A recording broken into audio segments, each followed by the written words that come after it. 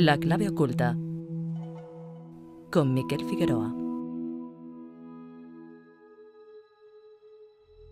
Cada vez somos más aquí en Occidente los que optamos por practicar técnicas llamadas meditativas como el yoga, el qigong, el tai chi o el mindfulness para combatir el estrés de la vida diaria y obtener los beneficios que aportan.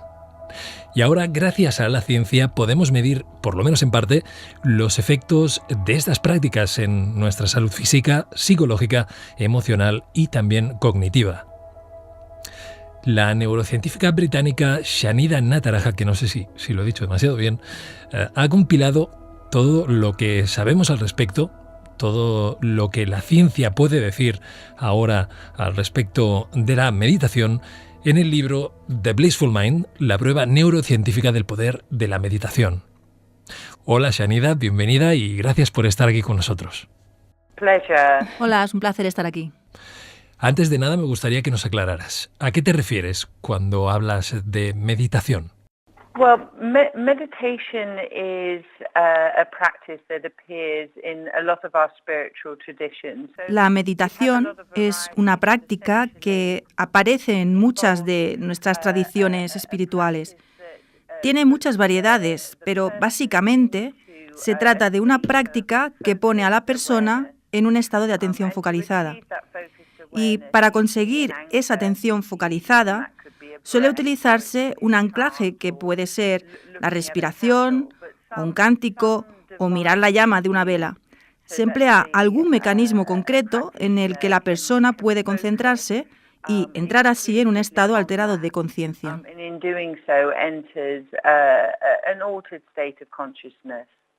Yoga, qigong, tai chi, mindfulness son métodos cada vez más practicados en Occidente.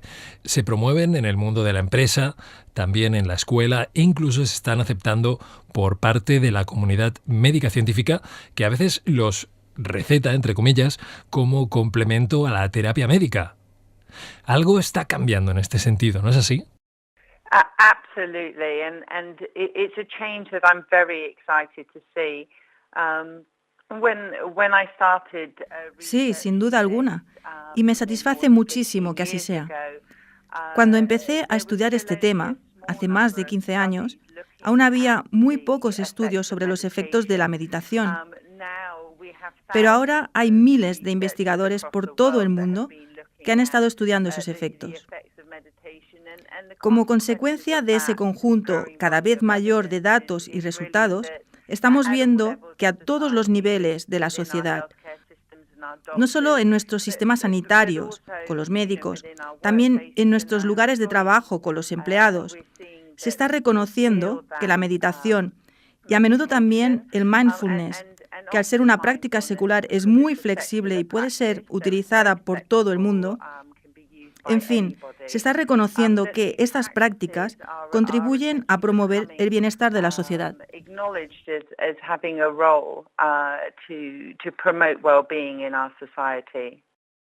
En el libro dices que la meditación mejora nuestra salud física, psicológica, emocional y cognitiva. Cuéntanos sobre todos estos beneficios, por favor. Sí, por supuesto. Como ya he dicho, se han realizado una gran cantidad de estudios que investigan los efectos beneficiosos que la meditación ejerce sobre nuestra salud. Por ejemplo, existen pruebas contundentes que indican que el mindfulness y la meditación pueden ser un tratamiento útil para los pacientes que padecen depresión, en especial los que no han respondido bien a los tratamientos habituales a base de medicación. Así que eso nos proporciona un tratamiento adicional muy a tener en cuenta. También se han obtenido resultados positivos en el uso del mindfulness para tratar el dolor crónico. En una serie de pacientes con dolor crónico que se sometieron a un programa de 8 semanas para reducir el estrés mediante el mindfulness, se observó una reducción tanto del dolor como de la cantidad de medicación que debían tomar, y también una mejora de su sensación de bienestar. En términos generales, la meditación y el mindfulness pueden emplearse para reforzar las estrategias que se utilicen para lidiar con cualquier dolencia determinada, Y eso es muy positivo, sea cual sea la enfermedad o el trastorno que uno padezca. Hay datos que demuestran sus efectos beneficiosos en el estado de ánimo y también como refuerzo a las estrategias para lidiar con el problema, tanto en pacientes con ansiedad como en enfermos de cáncer y también en pacientes que sufren algún tipo de trastorno relacionado con el estrés, como por ejemplo el síndrome de intestino irritable o la parálisis. Así que tenemos efectos muy variados aplicados a un grupo muy amplio de pacientes. Aunque pueda dar la impresión de lo contrario y aunque en el pasado se pudiera creer que era así, que mente y cuerpo son algo diferente, ahora sabemos que no es así. Pero ¿hasta qué punto están vinculados el cuerpo y la mente?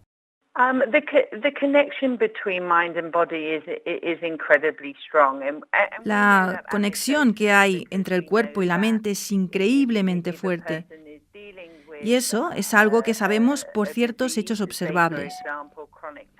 Sabemos que si una persona está enfrentándose a una enfermedad, supongamos que, por ejemplo, sufre de dolor crónico, esa dolencia física va a afectar a su estado psicológico, a su estado de ánimo, a su capacidad para lidiar con las actividades del día a día. Así que sabemos que las enfermedades físicas pueden ejercer un impacto sobre la mente y viceversa. Sabemos también que existen muchas dolencias psicosomáticas, es decir, las que se originan en la mente y se manifiestan en el cuerpo. Creo que cada vez somos más conscientes de que para entender una enfermedad hay que comprender bien el impacto que dicha enfermedad tiene tanto en el cuerpo como en la mente. En particular, existen muchos estudios realizados con pacientes con cáncer en los que se refleja cómo impactan la enfermedad y su tratamiento en la calidad de vida, en su capacidad de trabajo, en la carga que soportan en lo que a síntomas se refiere. Así que es un hecho cada vez más ampliamente reconocido que para un acercamiento holístico a la salud es importante tener en cuenta las dos partes, la mental y la física, de una enfermedad.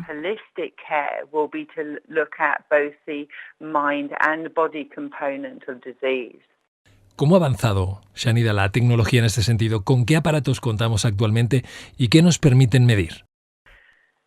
So we've really got a spectrum of technology that can Contamos con un amplio espectro de aparatos que nos permiten medir nuestras capacidades mentales.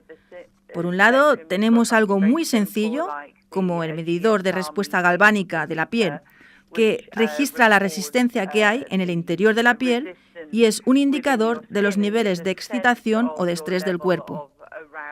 Este tipo de tecnología que permite medir parámetros biológicos es muy útil a la hora de reflejar el impacto del estrés en el cuerpo y también el impacto que el pensamiento reflexivo ejerce sobre nuestro nivel general de estrés y excitación. Por otro lado, también contamos con tecnología que puede mostrarnos qué es lo que está sucediendo exactamente en el cerebro humano, no solo al realizar tareas como solucionar problemas, por ejemplo, sino también cuando meditamos. Este tipo de tecnología que nos sirve para visualizar la actividad del cerebro nos permite tener un mayor control sobre nuestras ondas cerebrales y eso podemos aprovecharlo para manejarlas según nos convenga. Por ejemplo, si en un momento dado queremos ser creativos, pues querremos más ondas Z. Pero si lo que queremos es relajarnos, pues querremos más ondas alfa. Se trata de una tecnología con muchísimas posibilidades, pero que aún no está al alcance de todo el mundo. Debido a su precio, no es algo que una persona normal tenga en su casa como quien tiene un teléfono móvil. Aún así, soy optimista y creo que estas tecnologías no tardarán en estar al alcance del público en general. En el libro has incluido algunas de las investigaciones más innovadoras en la neurociencia en relación con la meditación. ¿Qué dicen estas investigaciones, Shanida? ¿Qué le ocurre a nuestro cerebro y a nuestra biología cuando meditamos? So the processes in our brain are very complex, but in simple terms. Los procesos que se desarrollan en nuestro cerebro son muy complejos, pero de forma simplificada, podríamos decir que la meditación y la atención focalizada en un único punto, un punto que podría ser, por ejemplo, la respiración, aumentan la actividad de la parte frontal de nuestro cerebro.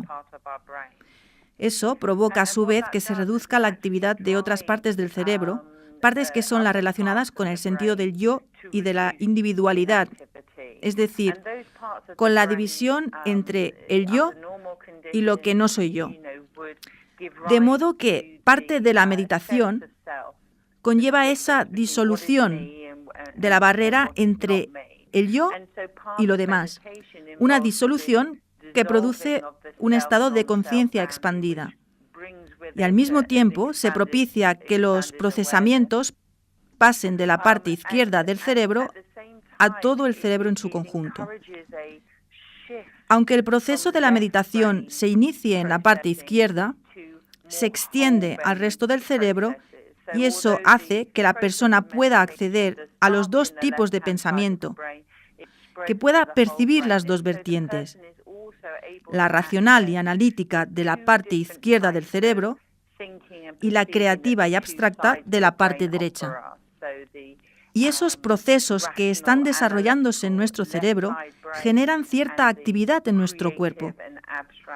Está demostrado que los elementos del sistema nervioso que controlan nuestra respuesta ante el estrés reaccionan ante esos cambios del cerebro y que se genera una sensación de relajación que creo que mucha gente asocia al proceso meditativo.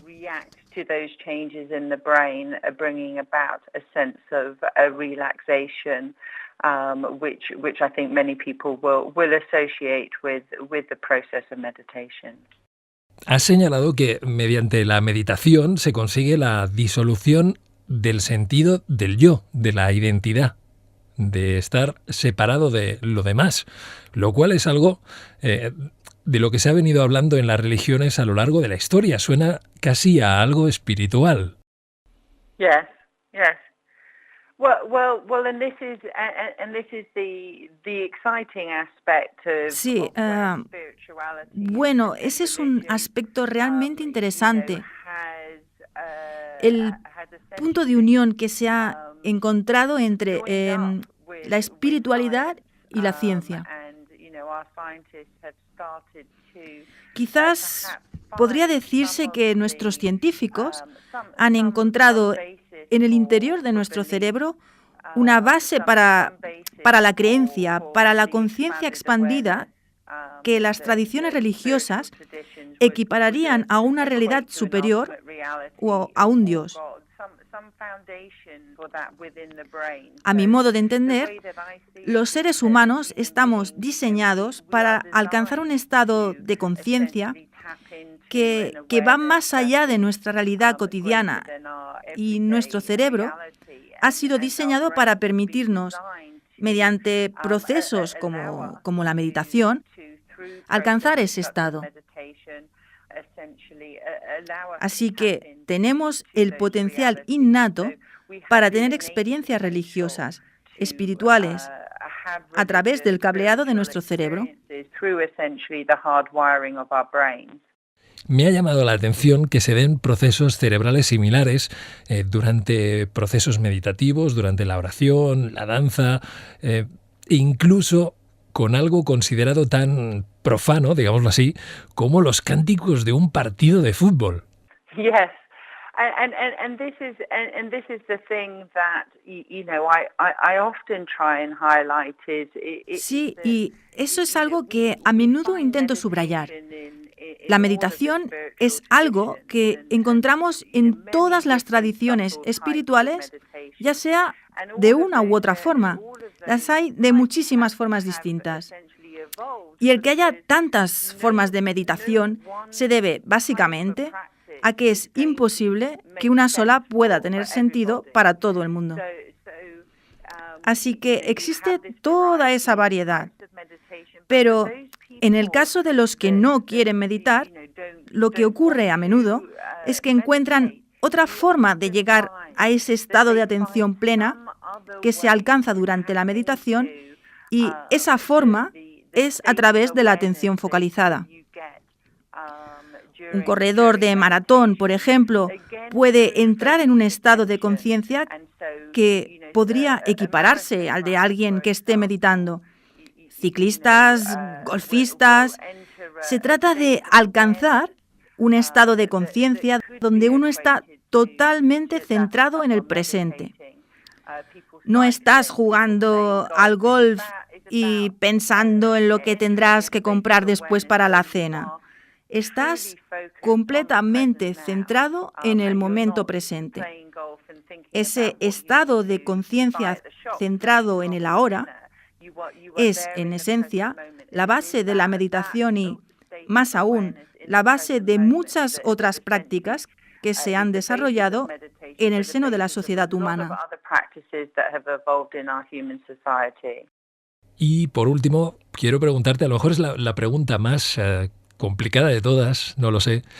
Nuestra conciencia y todos estos estados subjetivos que experimentamos, ¿crees que son únicamente producto de mecanismos cerebrales? Well, this is we describe it as the chicken and egg scenario. Eso es como la eterna pregunta de ¿qué fue antes, el huevo o la gallina? Y creo que es muy posible que nunca lleguemos a encontrar una respuesta definitiva en uno u otro sentido. Unos creen que el cerebro es el que genera la conciencia y otros sostienen que la conciencia es algo que existe más allá del cerebro y que éste ha sido diseñado para alcanzarla. Para hacernos una idea, podría decirse que de forma similar a un receptor de radio, el cerebro capta una señal y eso permite que la persona alcance esos estados superiores de conciencia. En mi opinión, nuestro cerebro básicamente está diseñado para permitirnos alcanzar esos estados. Y dichos estados no son un mero producto de nuestra actividad cerebral. Pero, como ya he dicho, se trata de una cuestión controvertida, así que estoy segura de que habrá gente que pueda aportar argumentos muy sólidos que apoyen la opinión contraria. Muchas gracias, Shanida. Ha sido muy, muy interesante. Gracias. Thank you so much as well, and best of luck with everything. Muchas gracias también a vosotros. Que vaya muy bien. La clave oculta. Síguenos en Facebook, Twitter y en el blog del programa laclaveoculta.blogspot.com.